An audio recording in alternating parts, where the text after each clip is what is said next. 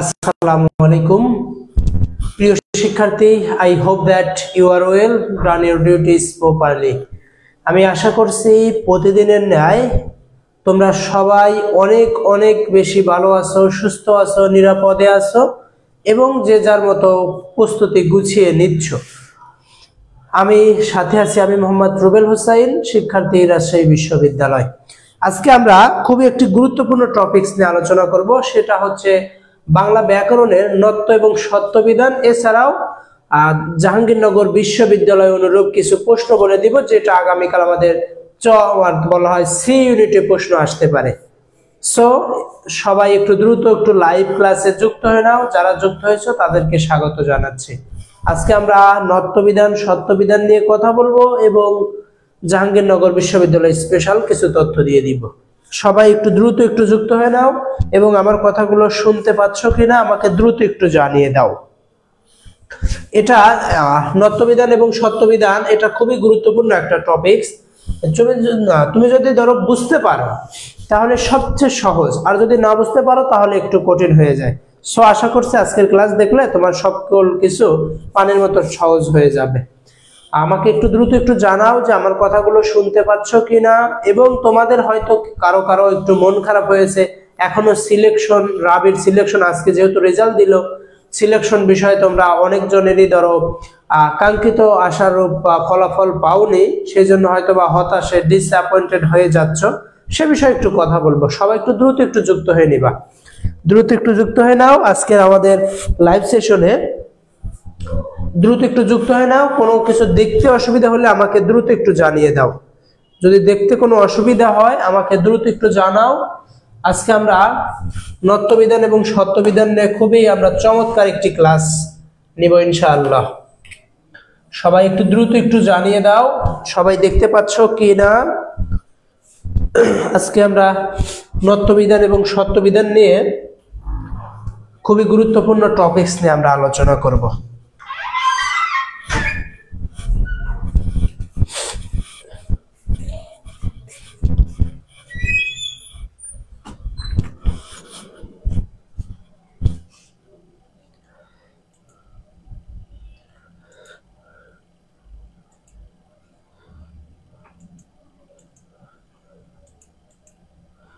সবাই একটু দ্রুত একটু যুক্ত হয়ে নাও।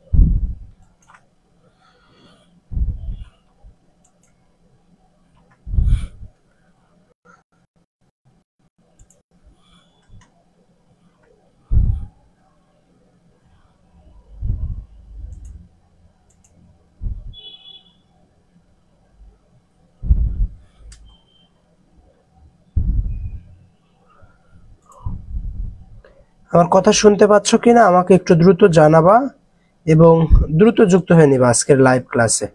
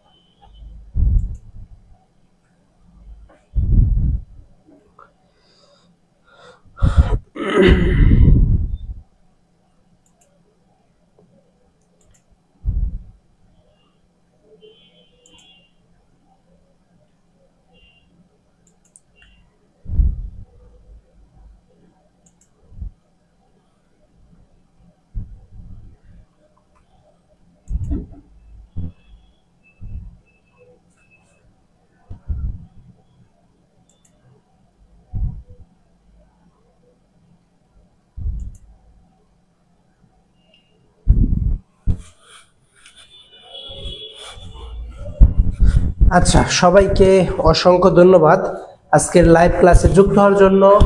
দেখো আমরা খুবই আজকে গুরুত্বপূর্ণ টপিকস নিয়ে আলোচনা করব, নত্যবিধান এবং সত্যবিধান। আমার কথা শুনতে পাচ্ছ কিনা আমাকে দ্রুত একটু কাইন্ডলি জানাও। এবং নত্যবিধান ও সত্যবিধান নিয়ে কিভাবে প্রশ্ন আসে সেগুলো আমরা আজকে আলোচনা করে দিচ্ছি ইনশাআল্লাহ। আলোচনার পূর্বে আমি একটু তথ্য দিয়ে দিব তোমাদের। এই নত্যবিধান এবং সত্যবিধান নিয়ে পরীক্ষার হলে আর কিভাবে প্রশ্ন আসতে পারে এবং কি কি তথ্য আমাদের জানতে হবে। দেখো, এই নত্যবিধান এবং সত্যবিধান নিয়ে আমরা একটু তথ্য দিয়ে দেই। এই নত্য ও সত্য, নত্য ও সত্যবিধান, সত্যবিধান, নত্য ও সত্যবিধান। আচ্ছা, এই নত্য এবং সত্যবিধান বলতে কি বোঝায় সেগুলো বিষয়ে আমরা একটু আলোচনা করে নেই। নত্যবিধান এবং সত্যবিধান বলতে কি বোঝায় এবং এগুলো পরীক্ষার হলে কিভাবে প্রশ্ন আসে, আর আমাদের এর প্রয়োজনীয়তা বা গুরুত্ব কতটুকু, এখান থেকে কি প্রতি বছরই প্রশ্ন আসে কিনা, এগুলোও আমরা একটু জেনে নিব। দেখো, নাম্বার 1, নত্য এবং সত্যবিধান বলতে কি বোঝায়। লিখবা এইভাবে যে তৎসম বা সংস্কৃত শব্দে, তৎসম বা সংস্কৃত শব্দের বানানে আমরা এখানে এই শব্দটা কেবল এইভাবে লিখতে পারি, কেবল তৎসম বা সংস্কৃত শব্দের বানানে এই মূর্ধন্য ও মূর্ধন্য স বলা হয়। মূর্ধন্য এবং মূর্ধন্য স এর সঠিক ব্যবহারের নিয়মকেই নত্য এবং সত্যবিধান বলা হয়। সঠিক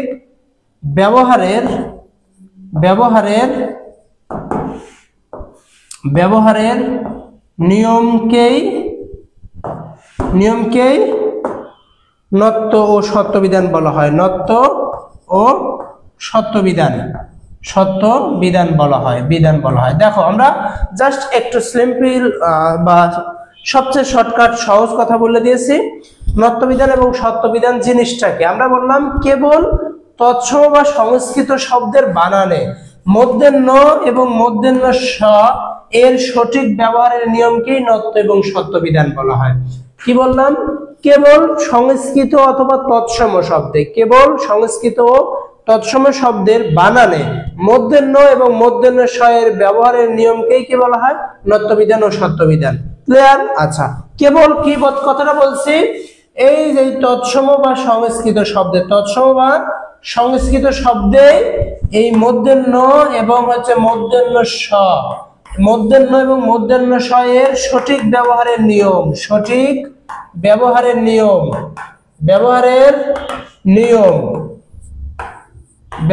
নিয়মকেই কি বলা হয়? নত্যবিধান এবং সত্যবিধান বলে। আশা করছি তোমরা বুঝতে পেরেছো। আচ্ছা, এখন এটা তাহলে জানলাম কোন শব্দে ব্যবহৃত হবে, কোন শব্দে নত্য এবং সত্য কোথায় ব্যবহৃত হবে? তৎসম বা সংস্কৃত শব্দ। এখানে লিখবা তৎসম বা সংস্কৃত, তৎসম বা সংস্কৃত শব্দে, তৎসম বা সংস্কৃত শব্দে মূর্ধন্য এবং মূর্ধন্য স ব্যবহৃত হবে। আচ্ছা, এই তৎসম এবং সংস্কৃত শব্দ জিনিসটা কি সেইগুলো আমরা একটু জানবো। এর আগে আমরা একটু জেনে নাও, ওই নত্য ও সত্যবিধান আলোচিত হয় কোন জায়গায়? আলোচিত হয় কোন তত্ত্বে? প্রশ্ন করো তো ভাইয়া, প্রশ্নের উত্তর দাও তো। নত্য এবং সত্যবিধান আলোচিত হয় কোন তত্ত্বে? কোন তত্ত্বে বলো তো আমাকে দেখি। ক নম্বরে দিলাম শব্দ বা রূপ তত্ত্ব, খ নম্বরে দিলাম বাক্য তত্ত্ব, গ নম্বরে দিলাম অর্থতত্ত্ব, গ নম্বরে দিলাম ধ্বনি তত্ত্ব। বলো তো নত্যবিধান এবং সত্যবিধান কোন তত্ত্বে আলোচিত হয়? নত্যবিধান এবং সত্যবিধান কোন তত্ত্বে আলোচিত হয় বলো তো আমাকে দেখি।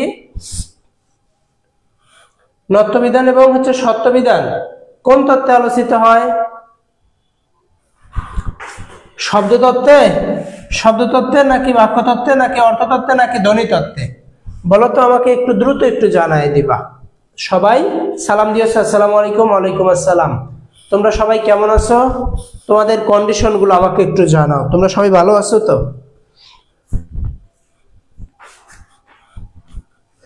আচ্ছা, রাজু আসসালামু আলাইকুম ভাইয়া। ওয়ালাইকুম আসসালাম ভাইয়া, কেমন আছো? আমাকে একটু দ্রুত একটু বলো, নত্যবিধান সত্যবিধান আলোচিত হয় কোন তত্ত্বে? এই নত্যবিধান সত্যবিধান লিখবা আলোচিত হয় ধ্বনি তত্ত্বে। কোন তত্ত্বে?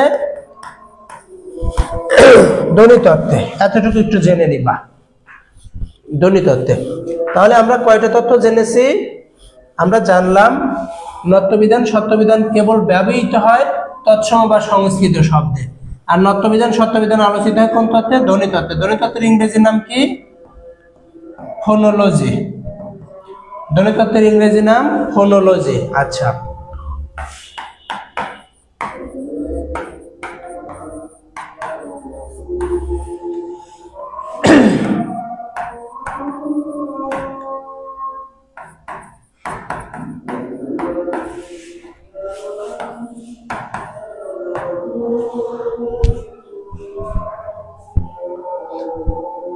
আচ্ছা, এই তো ভেরি গুড। ধ্বনিতত্ত্বে গুড।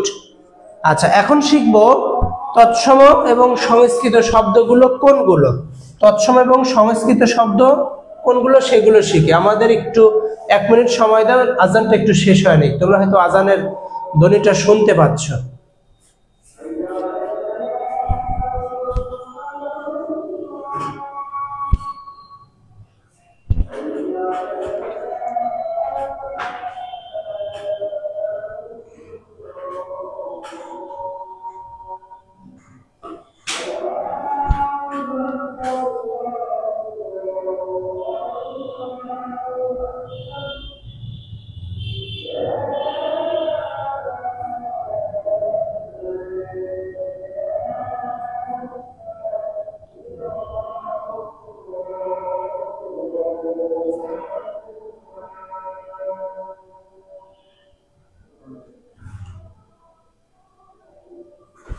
আচ্ছা, ঠিক আছে। আসসালামু আলাইকুম ভাইয়া। ওয়ালাইকুম আসসালাম। মোহাম্মদ জালাল ভাই, কি অবস্থা? দেখো, তাহলে আমরা কয়টা তত্ত্ব শিখেছি? নাম্বার 1 শিখলাম নত্যবিধান সত্যবিধান কোন শব্দে ব্যবহৃত হবে? কেবল তৎসম বা সংস্কৃত শব্দ। নত্যবিধান সত্যবিধান আলোচিত হয় কোন তত্ত্বে? ধ্বনিতত্ত্বে, যার ইংরেজি নাম ফোনোলজি। এখন শিখি এই সংস্কৃত শব্দ বা তৎসম শব্দগুলো কি, তৎসম বা সংস্কৃত শব্দগুলো কি, সেগুলো একটু একটা তথ্য আমি বলে দিই। লিখবা এইভাবে, লিখবা এরকম, কোন শব্দে লিখবা কোন শব্দে যদি দেখো এই ক্ষীয়, কোন শব্দে যদি দেখো এই যে এই ক্ষীয়র মতো হয়ের সাথে ম, যদি কোন শব্দে দেখো মধ্যাহ্ন স, কোন শব্দে দেখো মধ্যাহ্ন, কোন শব্দে যদি দেখো উ, কোন শব্দে যদি দেখো র ফালা, কোন শব্দে যদি দেখো এই যে এই উপরে র, তারপর কোন শব্দে যদি দেখো রিকার, কোন শব্দে যদি দেখো অনিশ্বার, কোন শব্দে যদি দেখো চন্দ্রবিন্দু, তারপরে কোন শব্দ যদি দেখো এই হয়ের সাথে ন, কোন শব্দ যদি দেখো, মোটামুটি এইগুলোই। আরো কিছু কিছু শব্দ আছে, যেমন এই যে জ্ঞান শব্দ বর্গীয় জ প্লাস ইও, কোন শব্দ যদি দেখো এই যে এরকম গঞ্জর জর চঞ্চল, এরকম এইগুলো যদি কোনো ওয়ার্ডের শেষে শুরুতে মাঝে থাকে তাহলে এরা হয় কি? এরা হয় সংস্কৃত ভাষার শব্দ। এরা কি হয়? এরা হয় হচ্ছে সংস্কৃত বা তৎসম শব্দ। এছাড়াও আমরা আরো বলতে পারি যে যুক্ত ব্যঞ্জন কেন্দ্রিক অধিকাংশ শব্দই কি ভাইয়া? তৎসম শব্দ। যুক্ত ব্যঞ্জন কেন্দ্রিকের অধিকাংশ শব্দই তৎসম শব্দ। আমরা বলতে পারি রেফ কেন্দ্রিক অধিকাংশ শব্দই কি? তৎসম শব্দ। এছাড়া আমরা বলতে পারি হিন্দু ধর্মে ব্যবহৃত অর্থাৎ হিন্দু ধর্মে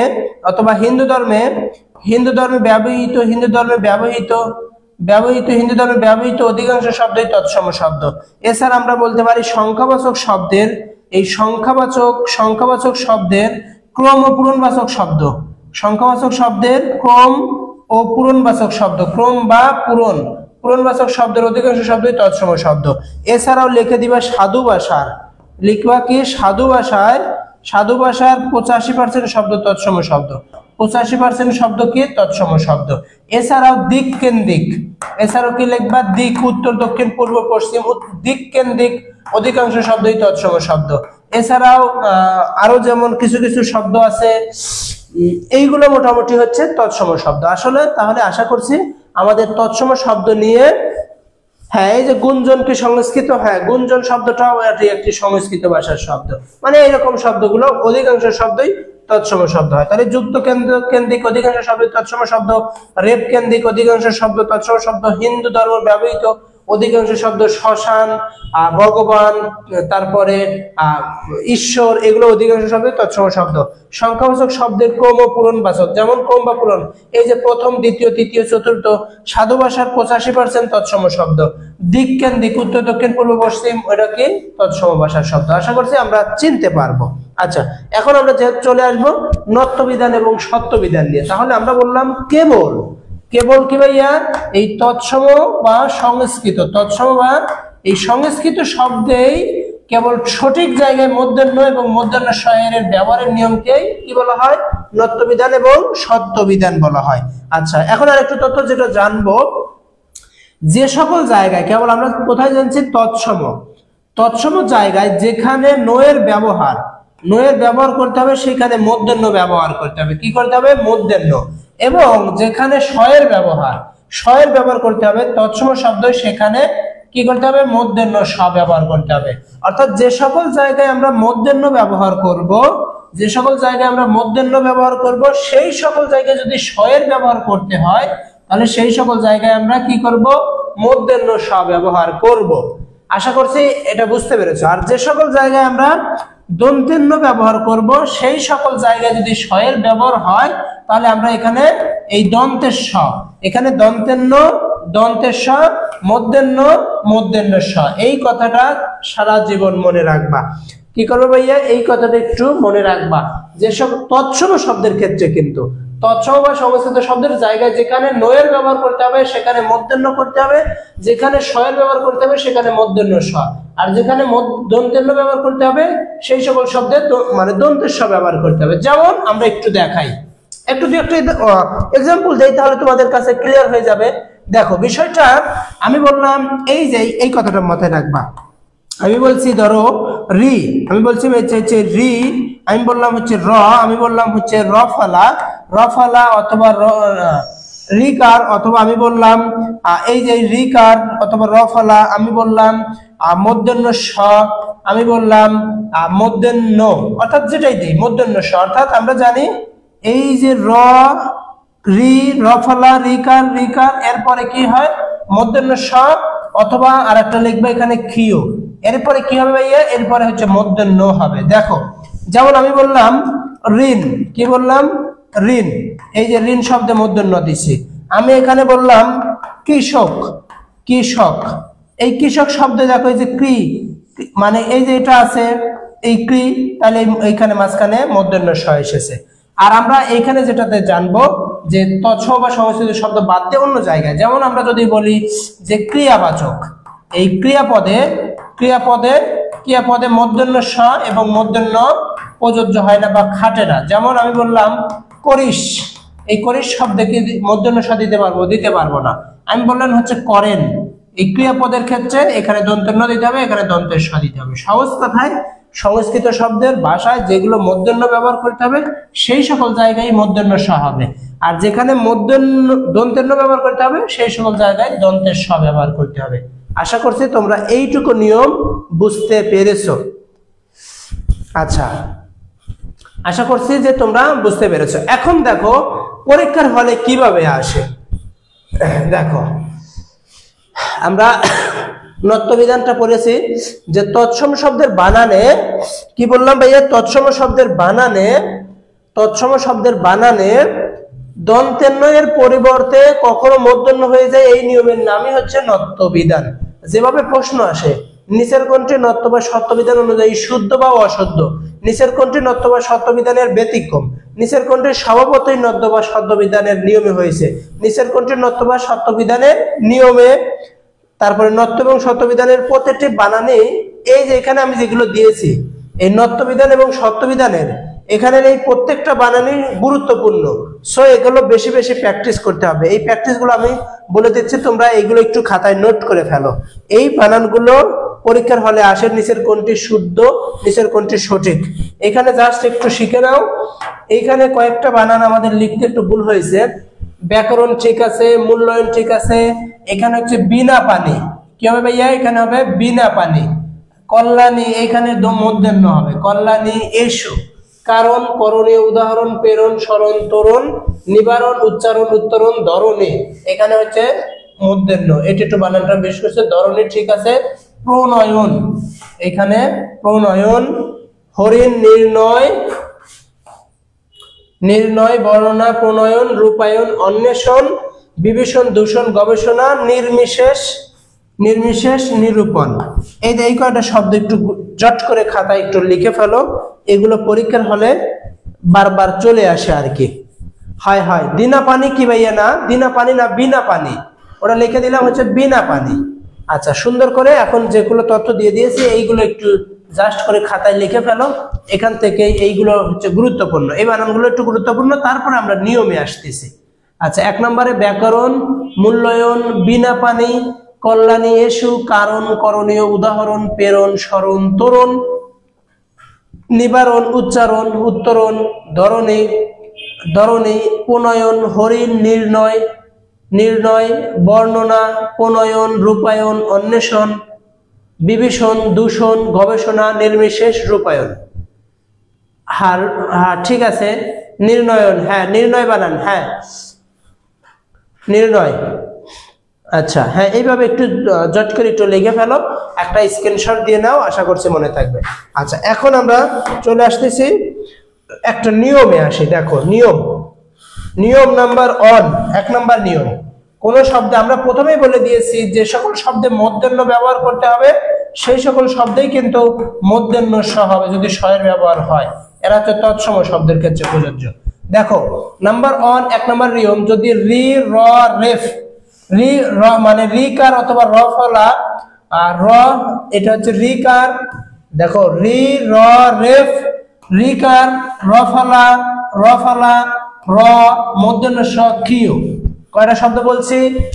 রি, র, রেফ, রি, র, রেফ, রিকার, র ফলা, র, মূর্ধন্য স, কিউ। এদের পরে কি হবে ভাইয়া? এদের পরেই মূর্ধন্য হবে, এদের পরেই কি হবে? মূর্ধন্য হবে। যেমন ঋণ, এই যে রিটা আছে তাই এটা মূর্ধন্য। যেমন ঘৃণা, এই যে রিকার আছে তাই এখানে মূর্ধন্য। এই যে র আছে তাই এখানে মূর্ধন্য। এই যে র আছে তাই মূর্ধন্য। এই যে দূষণ হচ্ছে রিকার আছে, এখানে হচ্ছে আবার যেটা যদি বলি মূর্ধন্য স আছে তাই এটি একটি মূর্ধন্য। এই যে ক্ষীয় আছে তাই একটি মূর্ধন্য। এই যে ক্ষীয় আছে একটি মূর্ধন্য। এই যে ক্ষীয় আছে একটি মূর্ধন্য। এই যে রিকার আছে তাই এটি মূর্ধন্য। আশা করছি তোমরা বুঝতে পারবা। তাহলে কি বললাম ভাইয়া? নির্বিশেষ, হ্যাঁ দ্বিতীয় নাম্বারটা নির্বিশেষ। তাহলে কি বললাম? বলছি 1 নম্বরে যে রি, র, রেফ, রিকার, র ফলা, র, মূর্ধন্য স, ক্ষীয়। এদের পরে কি হবে ভাইয়া? এদের পরে মূর্ধন্য হবে। এখানে 1 নম্বর নিয়ম, রি, র, রেফ, রিকার, রিকার, রিকার, র ফলা, র, মূর্ধন্য স, ক্ষীয়। এদের পর কি হবে? মূর্ধন্য হবে। এই যে এখানে যেগুলো দিলাম। আর এই যে আমি বলেছি, এই যে দেখো এই কথাটা প্রথমেই বলেছি, যেখানে মূর্ধন্য হবে আবার সেগুলোর পরেই মূর্ধন্য স হবে। সেগুলোর অর্থাৎ যদি স এর ব্যবহার হয় সেখানেই মূর্ধন্য স হবে। যেমন এইটুকু, একটু পরের নিয়মটা একটু দেখো, ওই নিয়মটাই এখানে একটু দেখো, তাহলেই আশা করছি বুঝতে পারবা ইনশাআল্লাহ। দেখো পরের নাম্বার নিয়মটা কি? ওই একই নিয়ম, রি, র, রেফ, রিকার, র ফলা, র, মূর্ধন্য এবং ক্ষীয়। এদের পরে কি হবে ভাইয়া? এদের পরে মূর্ধন্য স হবে। যেমন তৃষা, এই রিকারের পরে এই মূর্ধন্য স হয়েছে। এই যে রিকারের পরে মূর্ধন্য স হয়েছে, এই রিকারের পরে মূর্ধন্য স হয়েছে, এই রি এর পরে মূর্ধন্য স হয়েছে, এই রিকারের পরে মূর্ধন্য স হয়েছে। এই যে মূর্ধন্য স অথবা র ফলার পরে মূর্ধন্য হয়েছে। এই যে তারপর আমরা জানি র ফলার পরে মূর্ধন্য স হয়েছে। আশা করছি তোমরা বুঝতে পেরেছো। দুইটা নিয়ম আমরা বলছি যে ভাইয়া সংস্কৃত শব্দের বানানে যেখানে মূর্ধন্য হবে সেই সকল শব্দেই মূর্ধন্য স হবে যদি স এর ব্যবহার হয়। এতটুকু যদি মাথায় থাকে আশা করছি তোমাদের আর কোনোদিন ভুল হবে না। আচ্ছা, এখন পরবর্তীতে আসো, যে যদি দেখো প, পরা, পূর্ব, অপ, প, পরা, পূর্ব, অপ, সহজ কথায় কোনো শব্দে যদি প দেখো, প দেখো, কি দেখো ভাইয়া? প। সহজ কথায় কোনো শব্দে যদি প দেখো, তাহলে সেই সকল শব্দে মূর্ধন্য হবে। প যদি দেখো সেই সকল শব্দে কি হবে? মূর্ধন্য। যেমন হচ্ছে এই প্রাণ সহজ, এই হয়ের সাথে এরকম একটা নো আছে, আর হয়ের সাথে এইরকম একটা নো আছে। মাথায় রাখবা এই নোটা যেভাবে এইভাবে গঠিত হয়েছে না, তুমি এইভাবে টান দিয়ে দিবা, দিয়ে মনে করবে এটা হচ্ছে মূর্ধন্য আর এইটা দন্তের ন, মাথায় যেন থাকে। আচ্ছা, তাই এটা মূর্ধন্য। প কোনো বর্ণের সাথে যদি প যুক্ত থাকে কোনো শব্দের শেষে, সেটা মূর্ধন্য হবে। যেমন প্রাণহ, প্রাণহ, পরাহ্ন, পূর্বাহ্ন, অপরাহ্ন। দেখো সবগুলোই কিন্তু মূর্ধন্য হয়েছে। সবগুলোই কি হয়েছে? সবগুলোই মূর্ধন্য হয়েছে। বুঝতে পেরেছো? আচ্ছা, তারপরে আমরা আসবো আরেকটু, তোমাদের একটু তথ্য দেই। ধরো এখন একটা গল্প করে নেই। গল্পটা হচ্ছে, তোমরা ধরো একটা বেঞ্চে 3 জন আছো। কতজন? 3 জন। ধরো 5 জন, ধরো 5 জন। কতজন ভাইয়া? 5 জন। এই 5 জন ধরো একটা বেঞ্চে, একটা রুমে ধরো কতজন আছে? ধরো 10 জন, 30 জন। আমরা তারও বেশি মনে করি যে এতগুলো স্টুডেন্ট আছে। কতজন? এতগুলো স্টুডেন্ট আছে। আচ্ছা, এই স্টুডেন্ট ধরো এখান থেকে একজন হচ্ছে কি করছে ভাইয়া? এখান থেকে একজন হচ্ছে ভোটে দাঁড়াইছে। তাহলে এই যে আরো যে 5 জন আছে, এই 5 জন গুলো কি করবে? অবশ্যই তাকেই ভোট দিবে, তাই কিনা ভাইয়া? তাকেই তো ভোট দিবে। ধরো আমি ক্লাস প্রেজেন্টের বা এমপি পদে বা যে কোনো এক জায়গায় দাঁড়াইছি, এখন আমার এলাকার যেগুলো আছে সেগুলো বেশিরভাগই কিন্তু আমাকে ভোট দিবে, তাই না? ঠিক তেমনি ভাবেই মনে রাখবা যে বর্গীয়, যেমন আমরা মনে করলাম এই মূর্ধন্য, এই মূর্ধন্য কোন বর্গীয় বর্ণে আছে বলতো? কোন বর্গীয়তে আছে আমরা বলতো? ট, ঠ, ড, ড মূর্ধন্য। অর্থাৎ এই যে ট বর্গীয়তে আছে, তাই কিনা? তাহলে ট বর্গীয়টা আর এখানে মূর্ধন্য, তাহলে অবশ্যই মূর্ধন্য, যেহেতু আমরা নিয়ম নিয়ে আলোচনা করছি, অবশ্যই ট বর্গীয়টা মূর্ধন্যকেই ভোট দিবে। তাহলে কি মনে করবা? ট বর্গীয়তে সকল জায়গায় মূর্ধন্য হবে, ট বর্গীয়তে সকল জায়গায় মূর্ধন্য হবে। আর আরেকটা কথা রাখবা, এই ত এর পরে থ, দ, দন্তের ন।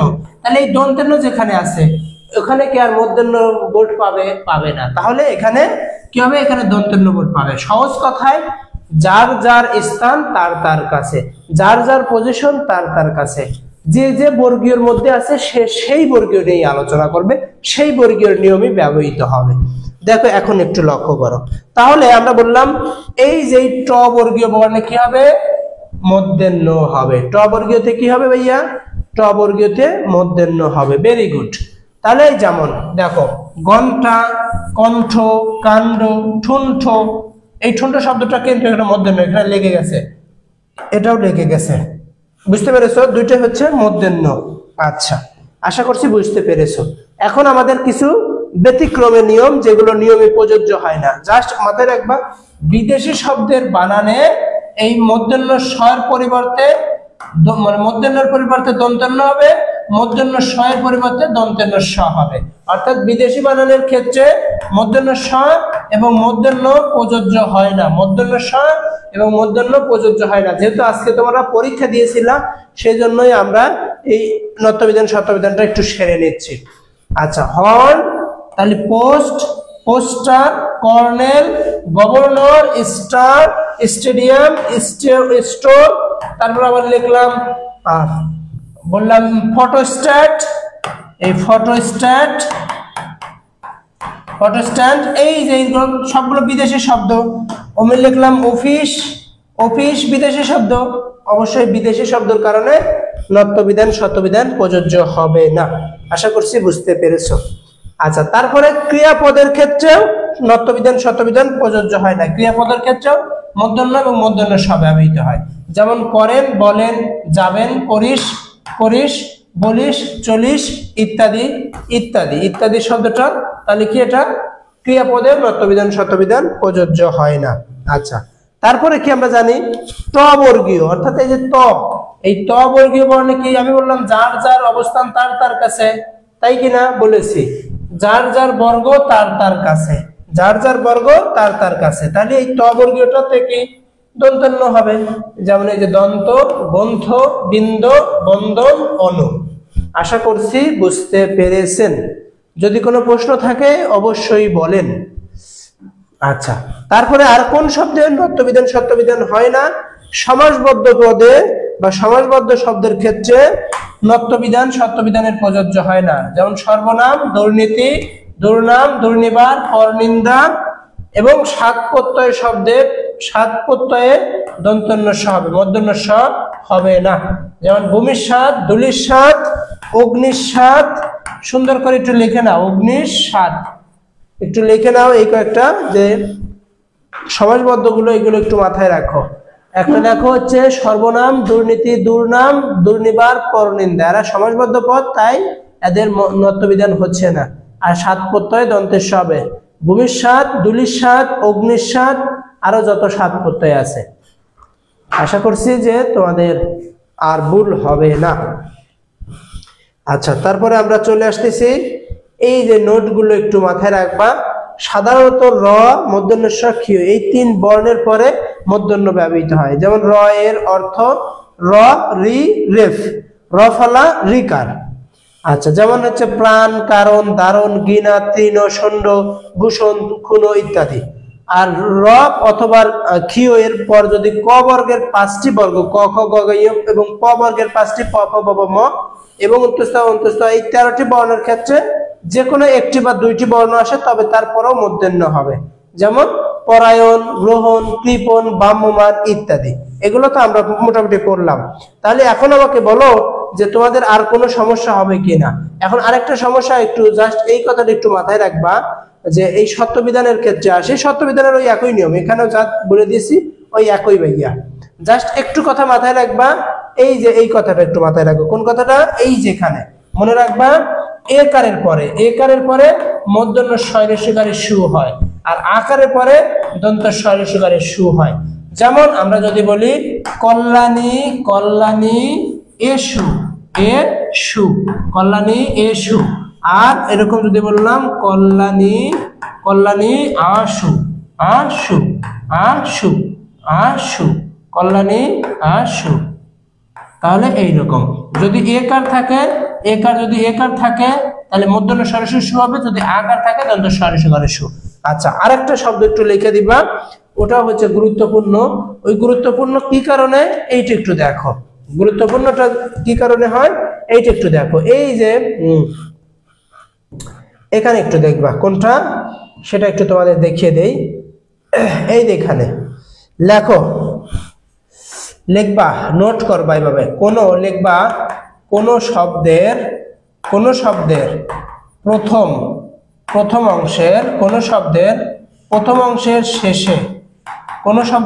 অংশের শেষে, যদি অ অথবা আ অথবা অ অথবা আ থাকে, কোন শব্দের প্রথম অংশের শেষে যদি অ অথবা আ থাকে, তাহলে সেই শব্দে দন্তের স ব্যবহৃত হবে। সেই শব্দে কি হবে? সেই শব্দে দন্তের স ব্যবহৃত হবে, সেই শব্দে কি হবে? দন্তের স ব্যবহৃত হবে। কোন শব্দের প্রথম অংশের শেষে যদি অ অথবা আ থাকে, তাহলে সেই শব্দে কি হবে? দন্তের স। যেমন আমি লিখলাম পুরস্কার। কি লিখলাম ভাইয়া? পুরস্কার। এই পুরস্কার শব্দের প্রথম অংশ কোনটা? কি পুর কি না? পুর। এই পুরের শেষ অংশ কি? র। কোন বর্ণের সাথে কোনো কিছু নাই, মানে কি আছে ভাইয়া? অ আছে, তাই এখানে এই দন্তের স হয়েছে। ঠিক তেমনি ভাবে আমি বললাম ভাস্কর। কি বললাম ভাইয়া? ভাস্কর। যেমন প্রথম অংশ কোনটি? বা এবং শেষ অংশ বা, তাহলে আ আকার আছে। এই যে এখানে বললো যে অ অথবা আ, তাহলে সেই সকল শব্দে কি হবে? দন্তের স হবে। আশা করছি বুঝতে পেরেছো। আচ্ছা, এখন এই অ অথবা আ বাদ দিয়ে কোন শব্দের প্রথম অংশের শেষে অ অথবা আ বাদ দিয়ে অন্য যে কোনো শব্দ, অন্য যে কোনো বর্ণ যদি বসে, সেই সকল শব্দে কি হবে? সেই সকল শব্দে মূর্ধন্য স বসবে। মূর্ধন্য স বসবে। দেখো এখন একটু লক্ষ্য করো, এই যে ঋষিকার, এই ঋষি দিয়ে দেখো আছে কি? এই যে ঋষি আছে, তাহলে আমি এই ঋষিকার দিয়ে আমি কি বললাম? এই যে ঋষি ঈশন, এই যে ঋষি আছে ইস্যু, এই যে বি ঋষি আছে মূর্ধন্য স, এই যে ভবিষ্যৎ ঋষিকার আছে, এই যে মূর্ধন্য স, এই যে দীর্ঘিকার ইস, এই যে মূর্ধন্য ঋষি আছে ইস, এই যে ভীষণ দীর্ঘিকার, এই যে দীর্ঘিকার মূর্ধন্য স। এইগুলো সবগুলো দেখো ওই একই নিয়মের মধ্যে। তোমাদের কি বুঝতে কোনো অসুবিধা হলো? যদি বুঝতে অসুবিধা হয় আমাকে দ্রুত জানাও যে ভাই আমি বুঝতে পারিনি, আরেকবার বলেন। আরেকবার বলো, যদি বলো যে ভাইয়া বুঝতে পারিনি তাহলে আমাকে আরেকবার একটু বলেন, তাহলে আমি আরেকটু বলে দিচ্ছি আর কি। যেমন এইখানে একটু লক্ষ্য করো, দেখো এই যে আবিষ্কার, এই আবিষ্কার শব্দের প্রথম অংশ কোনটি? আবি, ঋষিকার আছে। আমি বললাম অথবা আবাদ দিয়ে, অথবা আবাদ দিয়ে অন্য যে কোনো কার থাকলে, অথবা আ যদি থাকে সেই সকল শব্দে দন্তের স হয়, আর বাদ বাকি অন্য সবগুলো শব্দে কি হবে? মূর্ধন্য স হবে। তাহলে এই আবিষ্কারের প্রথম অংশ আ আর শেষ অংশ বি, তাহলে ঋষিকার আছে, এই যে ঋষিকার, তাই ঋষিকার থাকার কারণে মূর্ধন্য স হয়েছে। এই আবিষ, এই যে কার, মূর্ধন্য স। নিষ্পত্র, আয়ুষ্কাল, নিষ্পদীপ, দুষ্কর, চতুষ্পদ, নিষ্কয়, নিষ্ফল, পরিষ্কার, সবগুলোই কিন্তু একই নিয়মের মধ্যেই অন্তর্ভুক্ত। আশা করছি যে বুঝেছি। ঠিক আছে, থ্যাংক ইউ। তাহলে আশা করছি তোমাদের আর কোনো সমস্যা হবে না নত্যবিধান সত্যবিধান। এবং নত্যবিধান সত্যবিধানের আরেকটা যেটা মোস্ট ইম্পর্টেন্ট, সেগুলো যে তোমরা চাণক্য, মাণক্য, গণ, বাণিজ্য, লবণ, বীণা, কল্যাণ, কলিকা, শনি, এইগুলো শব্দগুলো একটু মনে রাখবো আর কি। যেগুলো স্বভাবতই মূর্ধন্য স হয়, যেগুলো নিয়ম মেনে চলে না, স্বভাবতই মূর্ধন্য স হয়, তাদের ক্ষেত্রে ওইগুলো একটু মাথায় রাখবা। আচ্ছা, তাহলে আশা করছি আমাদের নত্যবিধান সত্যবিধান নিয়ে আর ক্লাসের দরকার নাই, তোমরা ইনশাল্লাহ পারবা। আশা করছি নত্যবিধান সত্যবিধান ক্লিয়ার। ক্লিয়ার কিনা আমাকে একটু জানাও যে ভাইয়া আমি বুঝতে পেরেছি বা বুঝতে পারিনি। যদি ক্লিয়ার হয় আমাকে একটু জানাও যে ক্লিয়ার কিনা, না ডাউট আছে। যদি ডাউট থাকে আমাকে জানাও, আর যদি ক্লিয়ার থাকে সেটাও আমাকে জানাও। আর এখন আমরা তোমাদের একটু কনফিউশন প্রশ্নগুলো দেই, যেগুলো কনফিউশন, এই কনফিউশন প্রশ্নগুলো জাহাঙ্গীরনগর বিশ্ববিদ্যালয়ে আসে, সেইগুলো একটু লিখে নাও। নাম্বার 1, অথবা জাহাঙ্গীরনগর অন্যগুলো আসতে পারে। শেষ প্রশ্ন, শেষ প্রশ্ন একটি উপন্যাস। শেষ প্রশ্ন একটি ভাইয়া কি? একটি উপন্যাস। কার? এটি একটি শরৎচন্দ্র, শরৎচন্দ্র চট্টোপাধ্যায়, শরৎচন্দ্র চট্টোপাধ্যায়, চট্টোপাধ্যায়, শরৎচন্দ্র চট্টোপাধ্যায়, শরৎচন্দ্র চট্টোপাধ্যায়ের শেষ প্রশ্ন একটি উপন্যাস। এই শরৎচন্দ্র আমি একটু ভালো করে লিখি, তাই না? এত তাড়াতাড়ি করার দরকার নাই, আমি একটু ভালো করে লিখি তাহলে বুঝতে পারবো। শেষ প্রশ্ন উপন্যাস শরৎচন্দ্র চট্টোপাধ্যায়ের। আমরা জানি শরৎচন্দ্র চট্টোপাধ্যায়ের ছদ্মনাম কি ছিল, বলতে পারবো আমাকে কেউ? ছদ্মনাম আমি একটু দ্রুত একটু শুনতে চাই। ছদ্মনাম কুইকলি দেখি কে পারো কিনা। শরৎচন্দ্র চট্টোপাধ্যায়ের ছদ্মনাম কি ছিল আমাকে কুইকলি একটু জানাও, আমাকে দ্রুত একটু জানাও। আচ্ছা, তারপরে আমরা আসলাম শেষ লেখা। আমরা কি আসলাম ভাইয়া? আমরা এখানে আসলাম শেষ লেখা। শেষ লেখা, শেষ লেখা কার? শেষ লেখা একটি কাব্যগ্রন্থ। কি ভাইয়া? কাব্যগ্রন্থ। কার? রবীন্দ্রনাথ ঠাকুর, রবীন্দ্রনাথ ঠাকুর। আরে বাবা, কার লেখা? রবীন্দ্রনাথ ঠাকুর। এই রবীন্দ্রনাথের ছদ্মনাম কি ভাইয়া? বানু সিংহ, বানু সিংহ ঠাকুর, বানু সিংহ ঠাকুর। আর শেষের কবিতা কি ভাইয়া? শেষের কবিতা, শেষের কবিতা কার লেখা ভাইয়া? শেষের কবিতাও রবীন্দ্রনাথ ঠাকুর। এটি একটি কি? এটি একটি উপন্যাস, উপন্যাস রবীন্দ্রনাথ ঠাকুর। আচ্ছা, তোমরা কি বুঝতে পেরেছো? যেটা কনফিউশন সৃষ্টি করবে। অনিলা দেবী, ভেরি গুড। আচ্ছা, তাহলে আমরা কি বললাম? শেষ প্রশ্ন উপন্যাস শরৎচন্দ্র চট্টোপাধ্যায়ের, শেষ লেখা কাব্যগ্রন্থ রবীন্দ্রনাথ ঠাকুর, শেষের কবিতা উপন্যাস এটি রবীন্দ্রনাথ ঠাকুরেরই। আচ্ছা, আরেকটা যেটা আমরা কনফিউশন করব, এখানে লিখবা সাম্য। এই সাম্য একটি কাব্যগ্রন্থ, এটি একটি কাব্যগ্রন্থ। কার লেখা? বঙ্কিমচন্দ্র চট্টোপাধ্যায়, বঙ্কিমচন্দ্র চট্টোপাধ্যায়, বঙ্কিমচন্দ্র কার? চট্টোপাধ্যায়, বঙ্কিমচন্দ্র চট্টোপাধ্যায়। আর এই সাম্য একটি কাব্যগ্রন্থ। বঙ্কিমচন্দ্র চট্টোপাধ্যায়ের ছদ্মনাম কি ভাইয়া? বঙ্কিমচন্দ্র চট্টোপাধ্যায়ের ছদ্মনাম হচ্ছে কমলাকান্তর, কমলাকান্তর, কমলাকান্তর। ছদ্মনাম আছে বাংলা সাহিত্য সম্রাট, সাহিত্য সম্রাট, সাহিত্য সম্রাট, আর রায় বাহাদুর, রায় বাহাদুর, রায় বাহাদুর, রায় বাহাদুর, রায় বাহাদুর। আরো অনেকগুলো আছে, ঋষি, ঋষি, ঋষি ইত্যাদি আছে। আচ্ছা, আর সাম্যবাদী কি ভাইয়া? সাম্যবাদী। এই সাম্যবাদী কার? সাম্যবাদী একটি কবিতা। এই সাম্যবাদী একটি কবিতা। কবিতা কার ভাইয়া? এই কবিতাটা হচ্ছে কাজী নজরুল ইসলাম, কাজী নজরুল ইসলাম। সাম্যবাদী কবিতাটা কার ভাইয়া? সাম্যবাদী কবিতাটা কাজী নজরুল ইসলাম, কাজী নজরুল ইসলাম, কাজী নজরুল ইসলাম। এই কাজী নজরুল ইসলামের ছদ্মনাম কি বলো তো দেখি? তোমরা কয়টা ছদ্মনাম জানো কাজী নজরুল ইসলামের? কাজী নজরুল ইসলামের ছদ্মনাম। এটা হচ্ছে কনফিউশন প্রশ্ন, জাহাঙ্গীরনগর বিশ্ববিদ্যালয়ের জন্য গুরুত্বপূর্ণ। যে শেষ প্রশ্ন উপন্যাস শরৎচন্দ্র চট্টোপাধ্যায়, শেষ লেখা কাব্যগ্রন্থ রবীন্দ্রনাথ ঠাকুর, শেষের কবিতা উপন্যাস রবীন্দ্রনাথ ঠাকুরের, সাম্য কাব্যগ্রন্থ বঙ্কিমচন্দ্র চট্টোপাধ্যায়ের, সাম্যবাদী কবিতা কাজী নজরুল ইসলামের।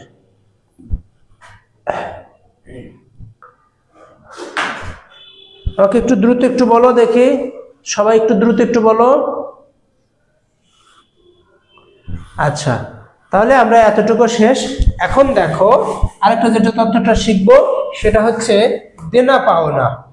দেনা পাওনা, দেনা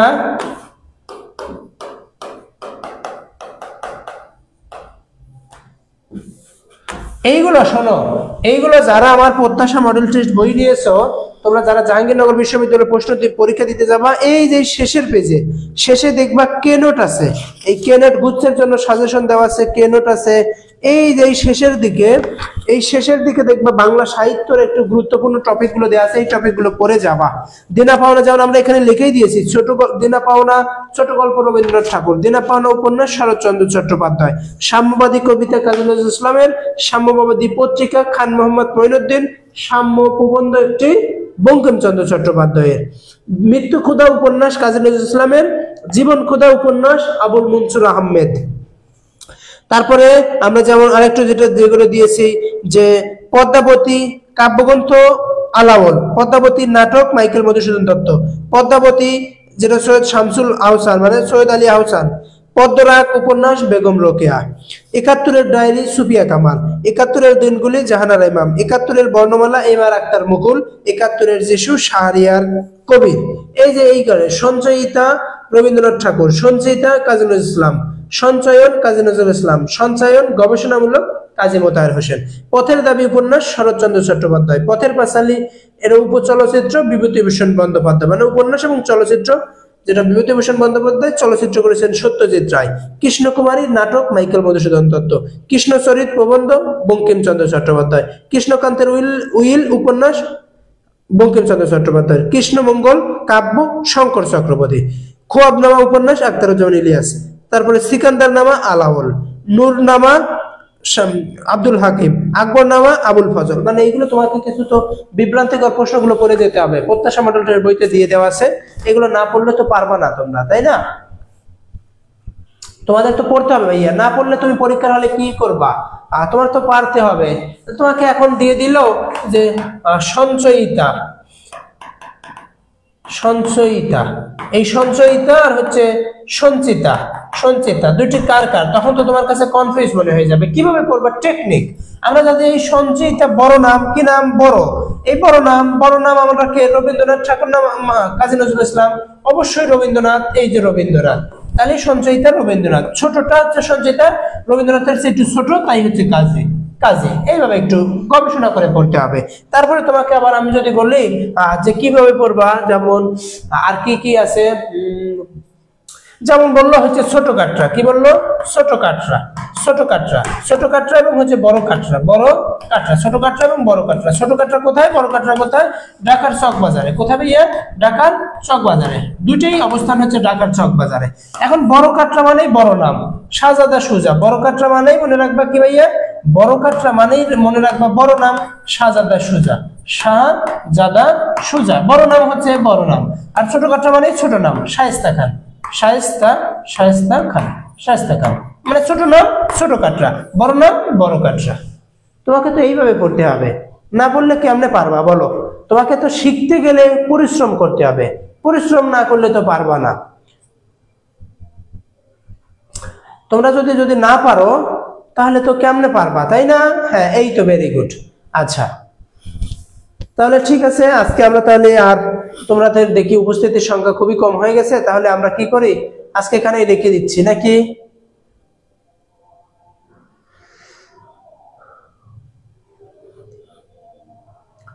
তাহলে আমরা এখানেই আপাতত রেখে দেই, যেহেতু তোমরা অ্যাক্টিভ নাই। আমারও অসুস্থ, প্রচন্ড শরীর ব্যথা, তারপর আমি ক্লাস নিচ্ছি। যে আমার ছোট ভাইরা যারা জাহাঙ্গীরনগরে আছে তারাও পরীক্ষা দিবে আগামীকাল, অথবা যারা এখনো পড়াশোনা নিয়ে হচ্ছে না বা ডিপ্রেশনে আছে তাদের জন্য আমি ক্লাস নিচ্ছি। তাছাড়া দেখো আমার এই যে এখানে ব্যাগে কিন্তু ঔষধ আছে, ঔষধ খাইনি আমি, তোমাদের ক্লাস থেকে আসছি। তো একটু মনোযোগী হও, একটু পড়াশোনা করতে সিনসিয়ার ভাইয়া, পড়াশোনা করতে হবে, প্রচুর পরিমাণে পড়াশোনা করতে হবে, চান্স নিয়ে নিতে হবে ইনশাআল্লাহ। আচ্ছা ঠিক আছে, তোমাদেরও মনে হয় বিরক্ত মনে হচ্ছে, তাহলে আজকে আপাতত এখানেই রাখছি। যারা পেইড ব্যাচে ভর্তি হতে চাও পেইড ব্যাচে ভর্তি হতে পারো, আর বই যারা নাওনি বই নিতে পারো। ঠিক আছে, ভালো থাকো, সুস্থ থাকো, আল্লাহ।